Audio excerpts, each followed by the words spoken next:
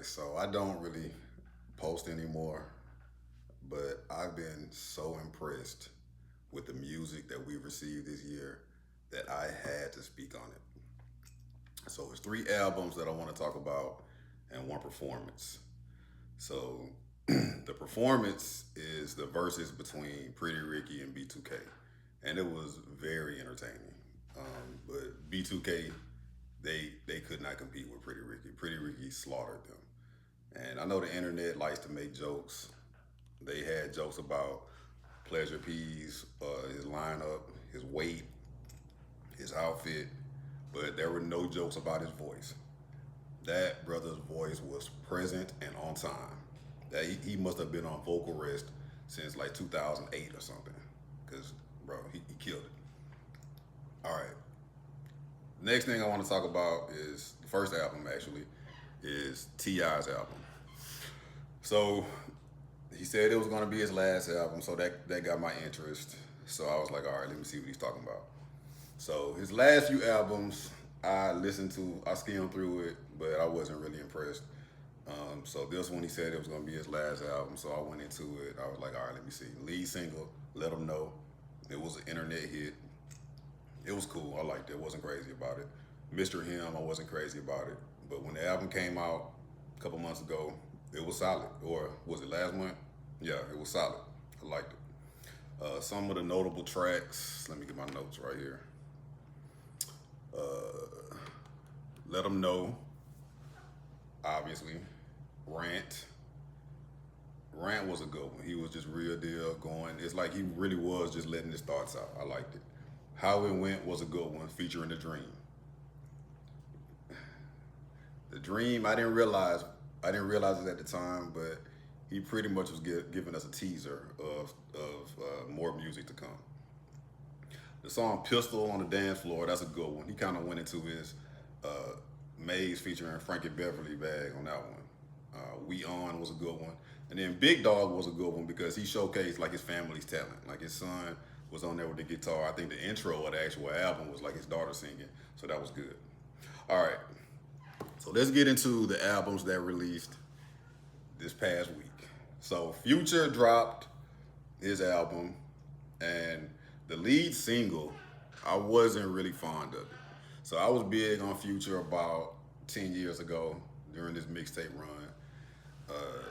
I was a big fan. Went to a couple concerts and everything.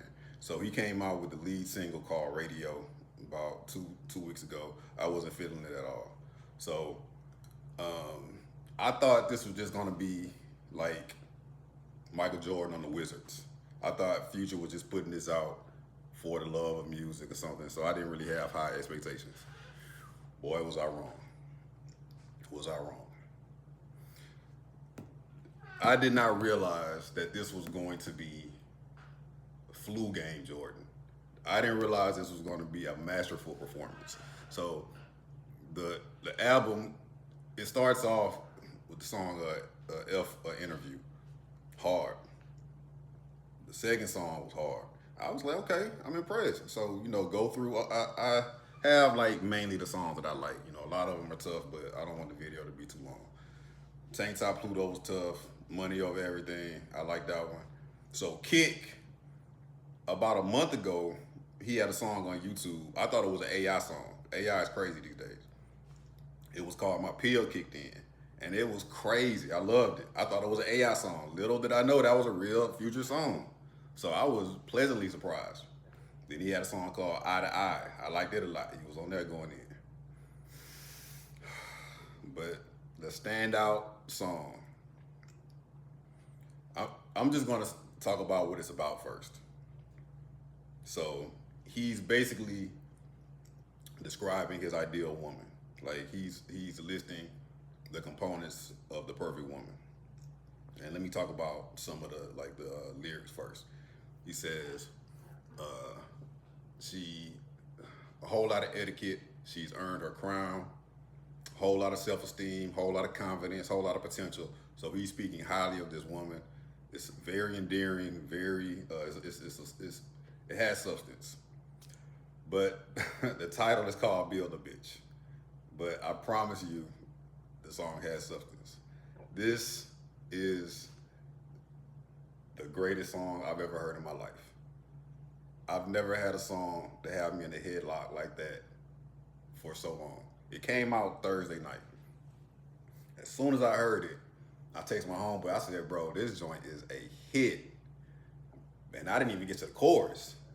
When I got to the chorus, I was like, my mind was blown. Like, I get off work late, so the album's dropped at like 11 o'clock. So I was listening. I don't even want to disclose how long I listened to that album and how many times I replayed that song. It's crazy, but that song is a masterpiece. All right. So that same night, this Thursday night, The Dream dropped the album also, and I didn't even know it was coming out. So I didn't even get around to listening to it Thursday night because I was listening to Future all night. I think I listened to two songs, the first two songs on the Dream album, and I was like, okay, the first song called One of One, it was cool. Then the second song, Bring That Body, I was like, yo, this joint is a hit. Like, this gonna be a club banger. So it's like a kind of simple beat, but he does it so well. Like, he really understands music. It's crazy. So it's got this, like, the hook. I can't sing, so I'm not gonna demonstrate. But he holds this one note for like 5 seconds. So I can already hear people in the club drunk going crazy singing it. So I think it's gonna be a club banger. What else? He's got a song called Love Sound. Just super. It's just a great song altogether. So well done. He's got a song called Tampa with Usher. It's crazy. And by the time I got to I think that's number 4 on the album, I was like, yo, this album is crazy already. So I keep going. Then he's got a song called State of Peaches. The State of Peaches, he really went into his Prince bag. I mean, it starts out kind of slow, but when you actually listen to the melodies, just how like sentimental the song is so well done. It kind of picks up around the middle, and that's when he really like takes it to another level. Like, I was so impressed. Then he's got this song called I Remember, and that's one of my favorites. Like, he goes into this, it's kind of like this funky, like Teddy Riley type feel. And oh my, I wish I could play it. Like, I don't want to get like a copyright or whatever, but this album is top tier. Like, I'm not going to compare it to other generational classics in the past, but this is a generational classic. So I'm thinking about other songs that had the streets on fire, or other albums rather. So like Confessions had the streets on fire in '03. John Legend, his first album had the streets on fire in '04. But man, this one, I promise you, you got to give it a chance. And when you listen to these albums, you've got to listen to them like on some headphones, some earbuds, or in the car. Don't just play it from the phone. Like, you got to listen to it in its full potential. I promise you, you'll like it. So hopefully you all check these albums out. Highly recommend it. Take care.